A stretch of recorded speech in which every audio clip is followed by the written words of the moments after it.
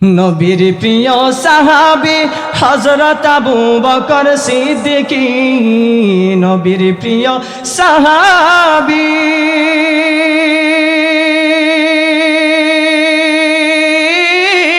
হযরত আবু বকর সিদ্দিকী, ভালোবেসে শুইল পাশে, ভালোবেসে শুইল পাশে, যায়া দেখো মদিনা মদিনা মদিনা, আশিক মুমিনের ঠিকানা। আরে মদিনার ওই গলিতে অলিতে নাকি আমার আল্লাহ জান্নাতের গ্রাম রেখে দিছেন। আশিক কি নাই রে ওই জান্নাতে যাওয়ার জন্য?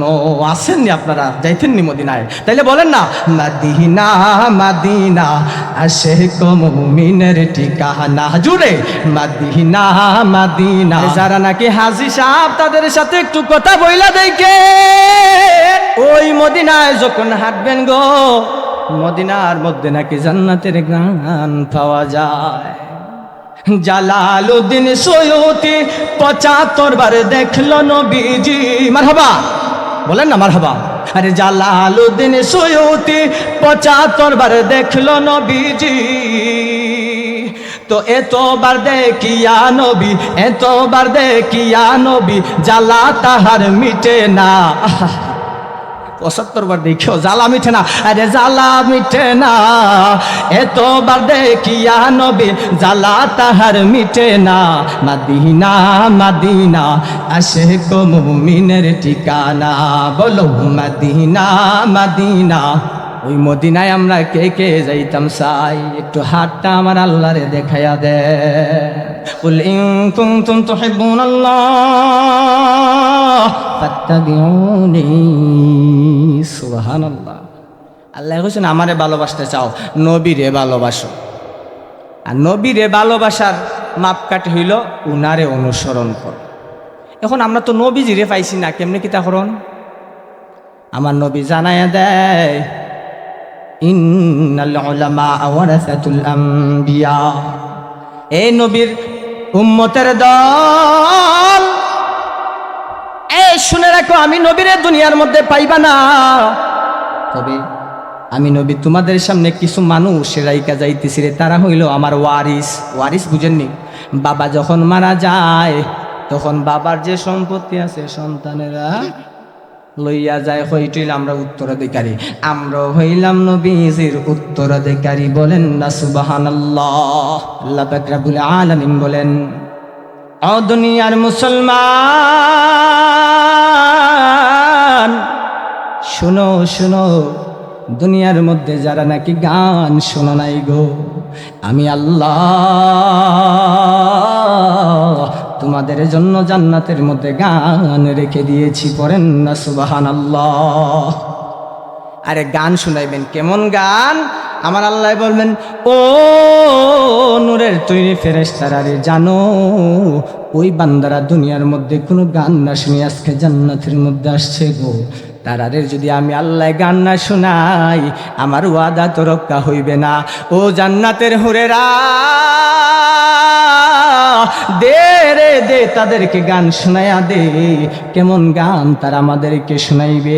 তারা বলবে, নাহনুল খালিদাতু ফালা নাবিদু ওয়া নাহনুন নাইমাতু ফালা নাবআসু ওয়া নাহনুর রাদিয়াতু ফালা নাসকাতু তুবা লিমান কানা লালা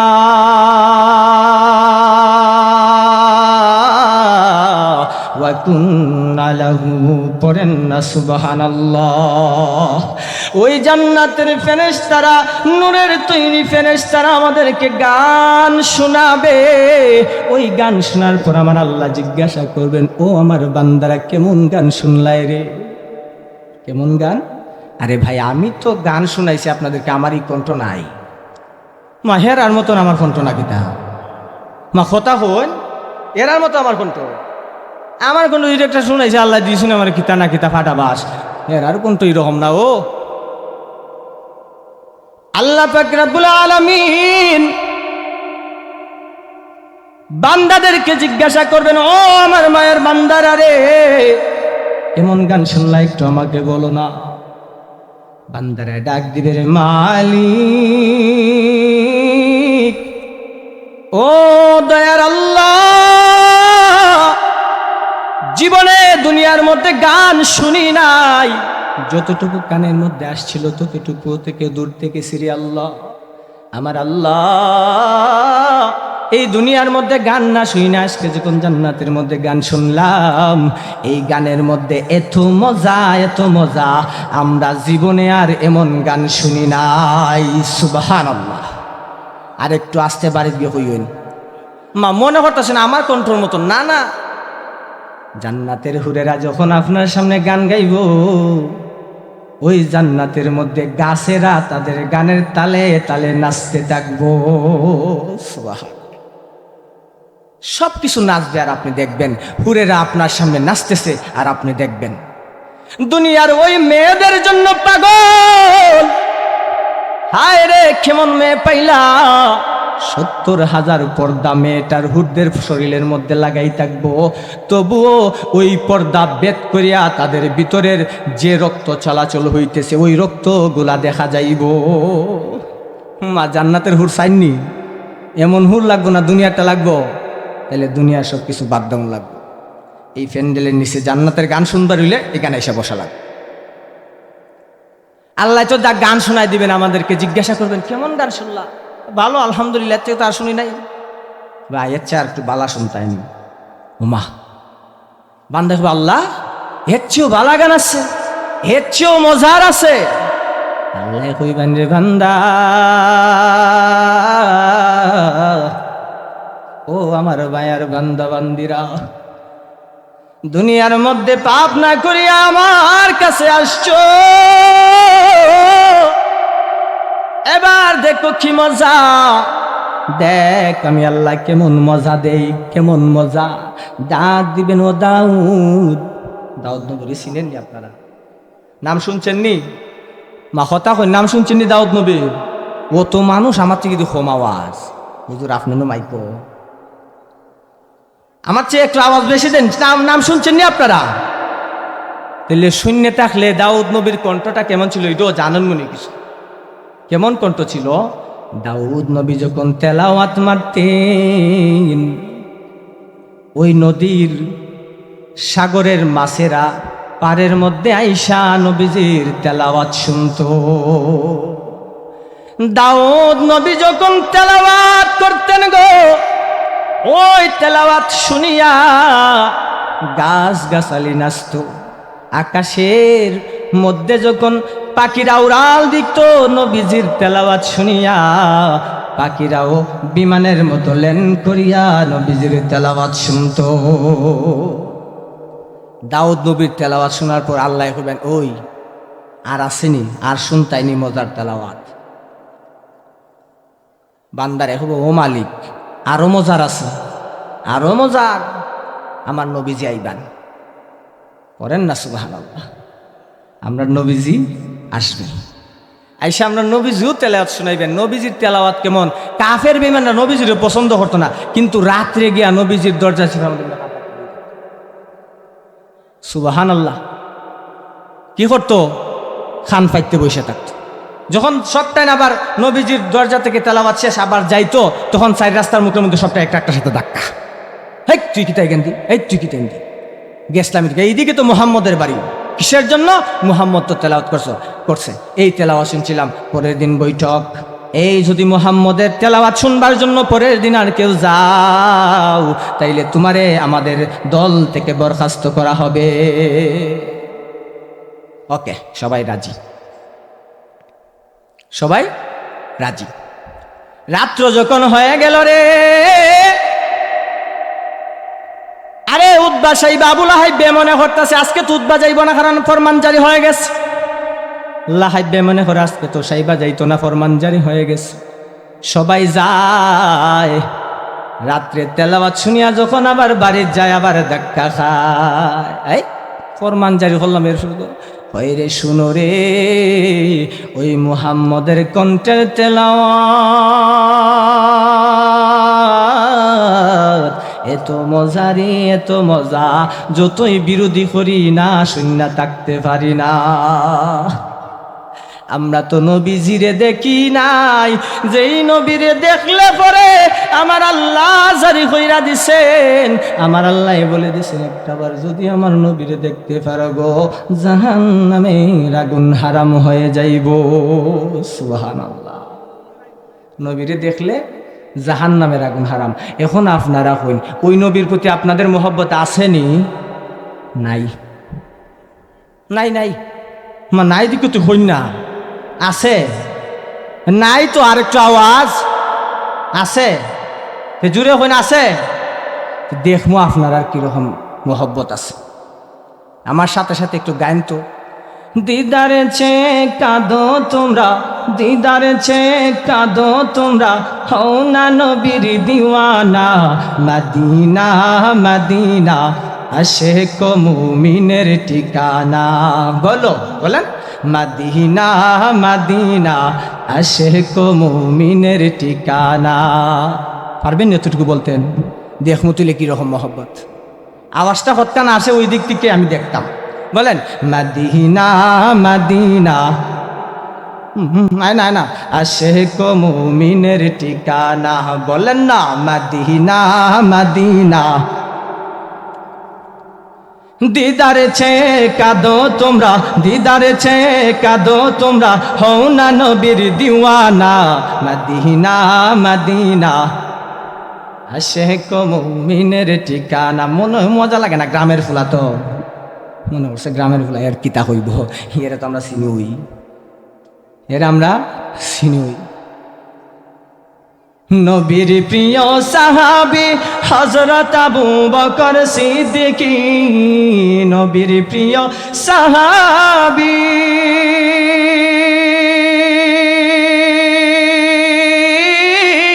হযরত আবু বকর সিদ্দিকী, ভালোবেসে শুইল পাশে, ভালোবেসে শুইল পাশে, যায়া দেখো মদিনা মদিনা মদিনা। নাই নাই আওয়াজ নাই। আশিক মুমিনের ঠিকানা। আরে মদিনার ওই গলিতে অলিতে নাকি আমার আল্লাহ জান্নাতের গ্রান রেখে দিছেন। আশিক কি নাই রে ওই জান্নাতে যাওয়ার জন্য? আসেননি আপনারা? যাইতেননি মদিনায়? তাইলে বলেন না মদিনা মদিনা আশিক মুমিনের ঠিকানা। জুড়ে মদিনা মদিনা।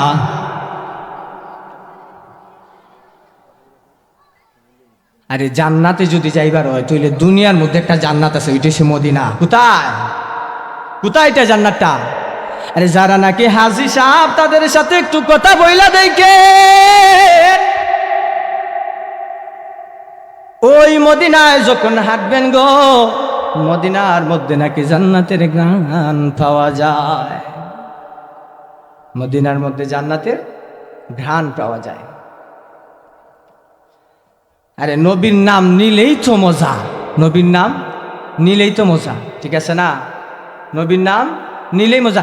আশেকের অন্তরে মজা লাগে, আরে বে আশেকের অন্তরে মজা লাগে না, আশেকের অন্তরে মজা লাগে। ওয়াজ করে নবীজিরে কতবার স্বপ্নে দেখছিল? ৭৫ বার দেখছে। কতবার আপনারা জানেননি? কতবার দেখছে আপনারা জানেন? নবীর প্রিয় সাহাবী হযরত আবু বকর সিদ্দিকী, নবীর প্রিয় সাহাবী হযরত আবু বকর সিদ্দিকী, ভালোবেসে শুইল পাশে, ভালোবেসে শুইল পাশে, যায়া দেখো মদিনা মদিনা মদিনা আশিক মুমিনের ঠিকানা। বলো মদিনা মদিনা। জালালউদ্দিন সৈয়দী ৭৫ বার দেখলো নবীজি। মারহাবা বলেন না মারহাবা। আপনারা দেখছেন মনে হয় কতবার? কেউ দেখছে? দেখছে না তো মারহাবা আসতে কোন করে? আরে জালালউদ্দিন সৈয়দী ৭৫ বার দেখলো নবীজি। তো এতবার দেখিয়া নবী, এতবার দেখিয়া নবী, জ্বালা তাহার মিটে না। 75 বার দেখো জ্বালা মিঠে না, আরে জ্বালা মিঠে না, এতবার দেখিয়া নবী জ্বালা তাহার মিটে না। মদিনা মদিনা আশিক মুমিনের ঠিকানা, বলো মদিনা মদিনা। ওই মদিনায় আমরা কে কে যাইতাম চাই, একটু হাতটা আমার আল্লাহরে দেখাইয়া দে। আরে বাবা এখন তুই সবাই ভাগল রে, কতকান ধরে হয়েছে আমার সাথে একটু হইনি সময় কেউ হইন না, ওখান দিয়ে সকলে মদিনা যেতেন গা। আল্লাহ সবাই কবুল করুন, সবাই বলে আমিন। তাহলে মদিনায় তো যাইতেন নবীজির মহব্বত কইরা, এই মাদ্রাসার মধ্যে আসছেন ওমা, তাহলে নবীজির কি এমনি তুই মহব্বত হয়ে যায়? আল্লাহ কোরআনের মধ্যে কইছেন আমার নবীজিরে মহব্বত করবে বলে একটা কারণ আছে, একটা সূত্র আছে, একটা অনুসরণ দিয়ে দিছি। কিতা কুল ইন কুনতুম তুহিব্বুনাল্লাহ ফাত্তাবিউনি, সুবহানাল্লাহ। আল্লাহ কইছেন আমারে ভালোবাসতে চাও, নবীরে ভালোবাসো। আর নবীরে ভালোবাসার মাপকাঠি হইল উনারে অনুসরণ কর। এখন আমরা তো নবীজিরে পাইছি না, কেমনে কিতা করন? আমার নবী জানায়া দেয় ইন্নাল উলামা ওয়ারাসাতুল আম্বিয়া, এই নবীর উম্মতের দল, এই শুনে রাখো আমি নবীরে দুনিয়ার মধ্যে পাইবা না, তবে আমি নবী তোমাদের সামনে কিছু মানুষ রাইকা যাইতেছি রে, তারা হইল আমার ওয়ারিস। ওয়ারিস বুঝেননি? বাবা যখন মারা যায় তখন বাবার যে সম্পত্তি আছে সন্তানেরা লইয়া যায়, হইটিল আমরা উত্তরাধিকারী, আমরা হইলাম নবীজির উত্তরাধিকারী, বলেন না সুবহানাল্লাহ। এখন আপনি তো আর উত্তরাধিকারী হইতে পারছেন না, তাহলে উত্তরাধিকারীর মালিক তো হইতে পারতেন কেমনে? আরে আমি উত্তরাধিকারী হইতে পারছি না, আলেম হইতে পারছি না, উত্তরাধিকারীর মালিক হন যায় না? এটা কেমনে? আপনি যদি কোন আলিমান, আপনি আলেম হন, আলেম হইতে পারছেন না, আলেমের ছাত্র হন, ইটাও হইতে পারছেন না, এটার অনুসারী হন, ইটাও হইতে পারছেন না, তাহলে আলেমরে মহব্বত করো তাও পারো না, লা তাকুনিল খামিস, 5 নম্বরটা হইও না, তাইলে কি হয়ে যাবে? ধ্বংস হয়ে যাইবা। এই 4টে ছাড়া যদি আরেকটা হয়ে যাওগা তাহলে তোমরা ধ্বংস হয়ে যাইবা। এখন আমাদের সন্তানদের মাদ্রাসায় পাঠাইল তো ওই আলেমের উত্তরাধিকারীর বাপা হইতে পারি, কি হইন? মা কথা হই না, ঠিক না? বাপ হইতে পারবো তো ইনশাল্লাহ, পাঠাইতাম। একজন আলেমের মর্যাদা, একটা ছাত্রর মর্যাদা কতটুকু? একটা হাদিস পড়ছিলাম আপনাদের সামনে, হাদিসের মধ্যে আল্লাহ পাক রব্বুল আলামিনের বন্ধু মায়ার নবী বলতেছেন, আন আবি দারদা রাদিয়াল্লাহু তাআলা আনহু قال سمعت يا رسول الله صلى الله عليه وسلم يقول إن الملائكة لا تضع أجنحتها رضا لطالب العلم। কি মজার গো নবীজি হইন, নবীজি বলতেছেন শুনো, ওই ছাত্রদের কেমন ফজিলত, ছাত্রর ফজিলতটা বুঝলে আলেমের ফজিলত বুঝবেন। আজকে যে আপনারা এখানে বসছেন আমাদের সামনে কথাবার্তা, আমি বাদ, আরো যে আলেমদের কথাবার্তা শুনতেছেন, ওই আলেমদেরও আপনারাও ছাত্র হয়ে গেছেন, করেন না সুবহানাল্লাহ? এখন মজা লাগবো কথাটা শুনতে। আমরাও যেহেতু ছাত্র, মাদ্রাসার ছাত্ররাও ছাত্র, তাইলে এখন আমরার পক্ষে হুজুর আইসুন, তাইলে কথাটা মনোযোগ দিয়ে শুনি, ঠিক নি? মা কথা হইন, ঠিক নি? আপনারা ছাত্র হয়েছেন নি? আমার না হুজুরদার ছাত্র হয়েছেন নি? হই না? আমিন, আল্লাহ কবুল করুন। ওই ছাত্ররা কেমন ফজিলত? ইন্নাল মালাইকাতা লা তাদউ আজনিহাতাহা রিদান লিতালিবিল ইলমি, আরে আল্লাহ সন্তুষ্ট হইয়া ওই ছাত্রদের পায়ের নিচে ফেরেশতারা নূরের প্রহর বিছায়া দেয়। সুবহানাল্লাহ। এখন যদি আমি তো ছাত্র মানতে পারতেছি না, হুজুর মাদ্রাসা পড়ছি না, 2টা কথা শুনে মা ছাত্র হয়ে গেছি গা, এটা কি জাত কথা? তাহলে ছাত্ররা মহব্বত করলে কিরকম হইব? একটা ঘটনা হইলাই, এর মধ্যে শেষ দিলাম ইনশাআল্লাহ। হুজুর আইসুন দেওবন্দের, আমি ঘটনাটা শুনছি বড় একজন আলেমের কাছ থেকে, আমরা হুজুরের কাছ থেকে। হুজুরে কইছেন যে দেওবন্দের একটা বাবুর্চি ছিল, মা কওমি মাদ্রাসার মধ্যে যখন ছাত্ররা থাকে তখন বোর্ডিংয়ের ব্যবস্থা থাকলে বাবুর্চি থাকে, আপনারা জানেন এটা বাবুর্চি। বাবুর্চিরে ছাত্ররা সবাই মিললে ডাকতো গরু। কিতা ডাকতো? একটু কথা হইন, কিতা ডাকতো? মানুষে গরু ডাকে, এটা খারাপ লাগে না? মানে একটু ব্যাক করলে সুন্দর আসলো আর কি বাবুর্চি, আমি লাগবো। একটু বেগ খুললে সন্ধ্যের আসলো। আমরা যে সমাজের মধ্যে আসে না নাই, মানে স্বাভাবিকভাবে চলি রকম, যে সে কিছু মনে করতো না। একদিন প্রচুর বৃষ্টি হইতেছে, বৃষ্টির মধ্যে সে রান্না করতে একটু সময় লাগছে। তো ছাত্ররা হইতেছে, আমরা গরুটা হই রে, আজকে তো বাত লই আইতে তো দেরি করতেছে কেন। আর তার মেজাজ গরম হয়ে গেছে। আসুদা মানুষের যখন গায়ে লাগিয়ে জায়গা, তখন তারে কেউ ফিরায় রাখতে পারে না। সে শুনছে, শূন্য খুব গায়ে লাগছে। রাত্রে কে হইতেছে, মুহতামিম সাহেব, জি আপনার মাদ্রাসা আমি আর চাকরি করতাম না, জায়গা কিতার লাগে না, কিতার লাগেও না, জায়গা শেষ, গেছি গেছে। রাত্রে কে ঘুমাইছে, রাত্রে ঘুমাইছে, মজাটা তো এখন বা একটু শুনেন। রাত্রে ঘুমানোর পর সে স্বপ্নে দেখতেছে কিয়ামতের মাঠ, কিয়ামতের মাঠ কায়েম হয়ে গেছে, কিয়ামতের মাঠ কায়েম হয়ে গেছে। সে দেখতেছে ওই মাদ্রাসার ছাত্ররা ফুলসিরাতের ফুল দৌড়ায় দৌড়ায় পার হয়। সুবহানাল্লাহ।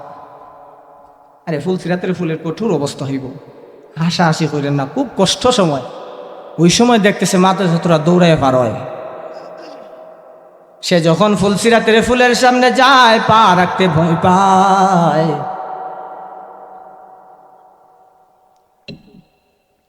হঠাৎ করে চাইয়া দেখে, ছাত্ররা পিছন দিকে চাইয়া দেখে, ওই যে মানুষটা, বৃদ্ধ বেটাটা দাঁড়ায় রিসা আসতে পারে না, পাউটা ফুলসিরাতের ফুলের মধ্যে পা রাখতে পারে না, ভয় পায়।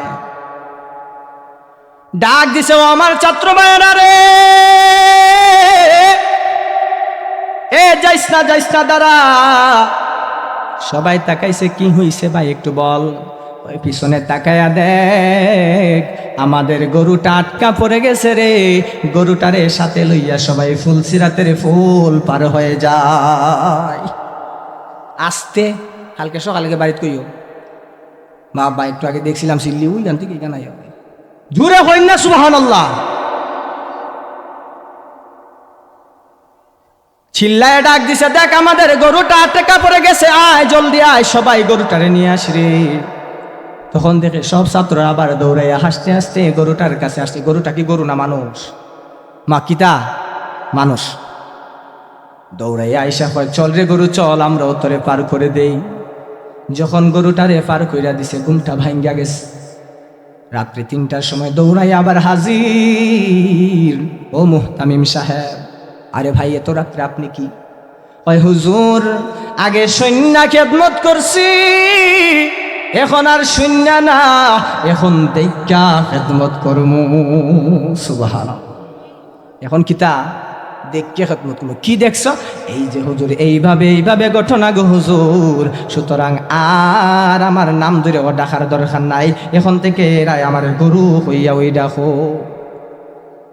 এখন কই না, আপনারাও ছাত্র হইছেন, আমরাও ছাত্র, মাদ্রাসার ছাত্ররাও ছাত্র। এখন ওই হয়েছিলাম, যদি ছাত্র না মানুন, তাহলে ছাত্ররে মহব্বত করলে, ভালোবাসলে, তাইলে ওইভাবে গরুরে কিতা করব, মা কথা হন কি করব, পার হইরা নিব। পার হইতে চাইনি মাতে না, মানে এরা ফুলছিরা তোর মনে পড়ছে, এমনি তুই ওই হাখাম দিই আমরা এইভাবে দূরে দূরে ফাড়ি যাবো না, না পাওখান রাখলে বোধহয় পাও খাইতে বাবাই ফুরি যেতে গা।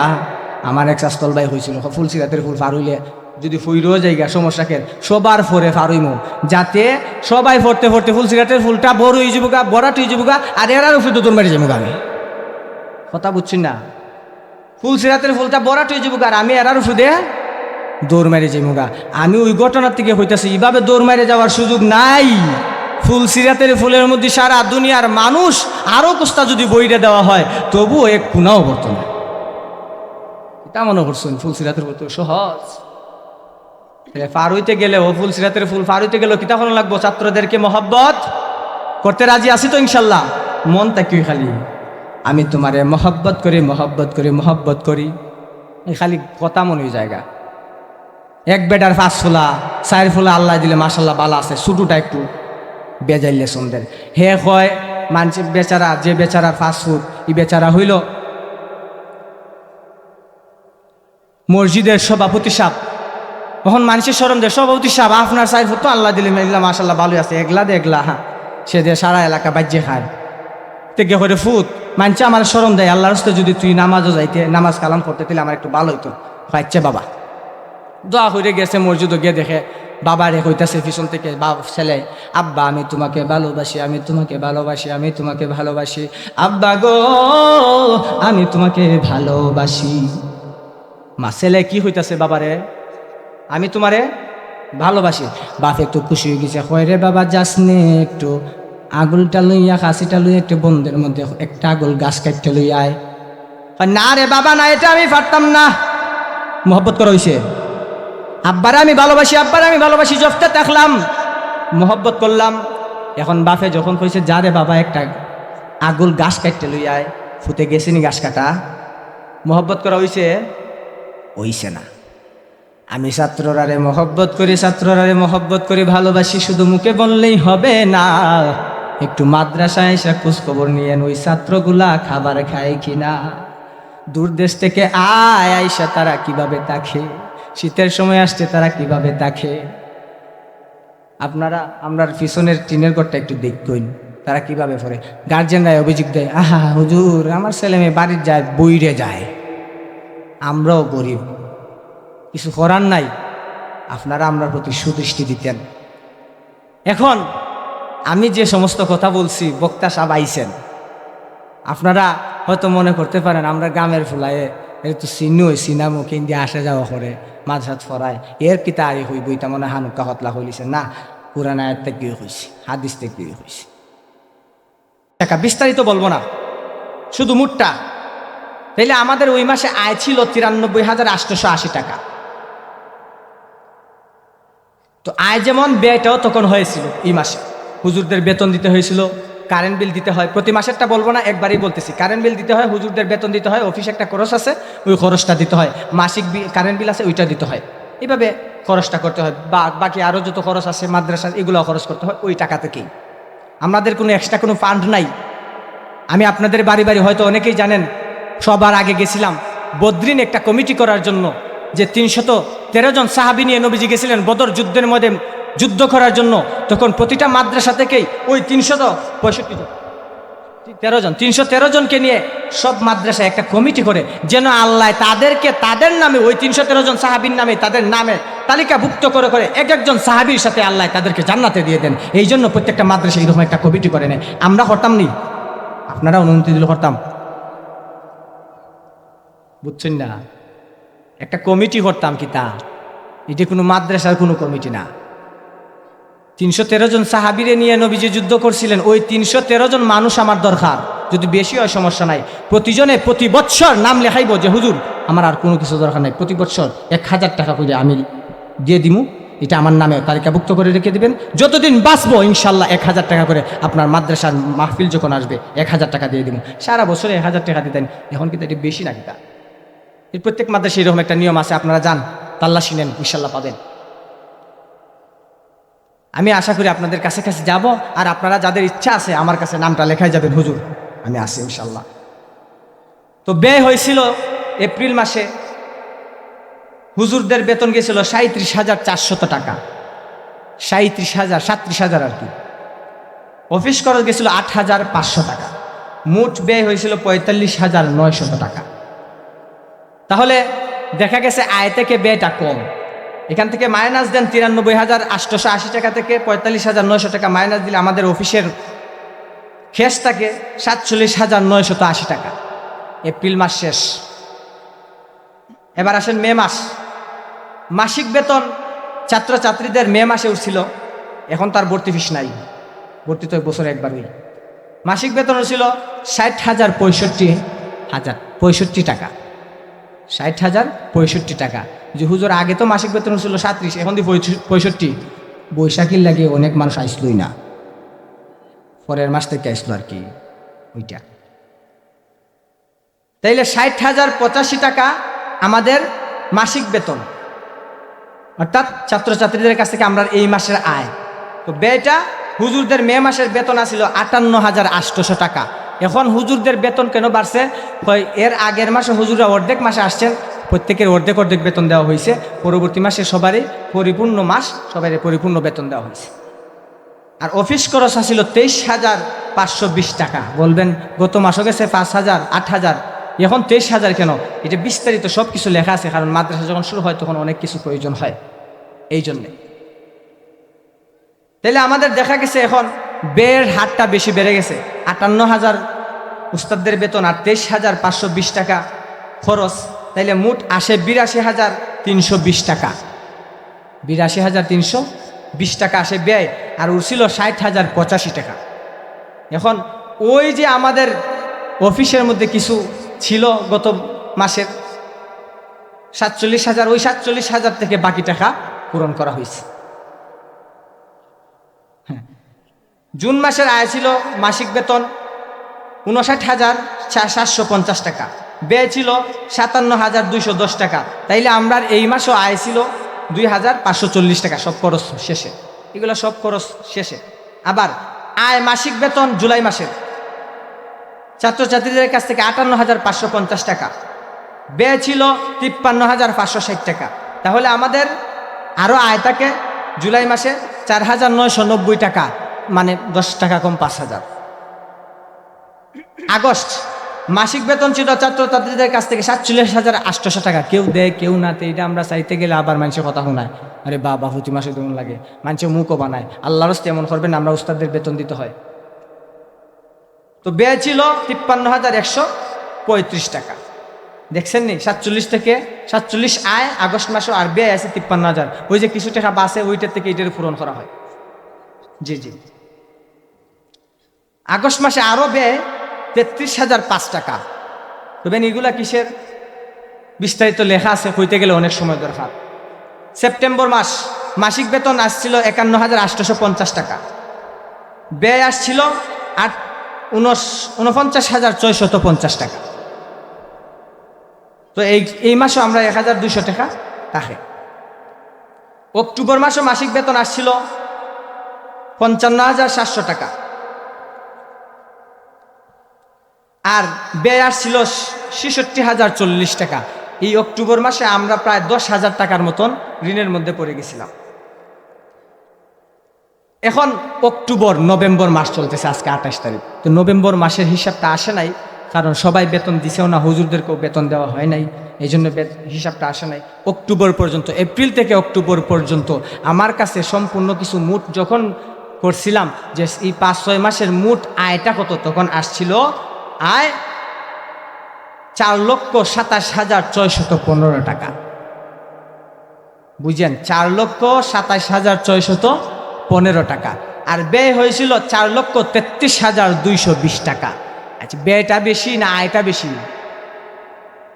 আয় কম, ব্যয় বেশি। আরও ঋণ পড়ছিলাম আমরা 5,605 টাকা।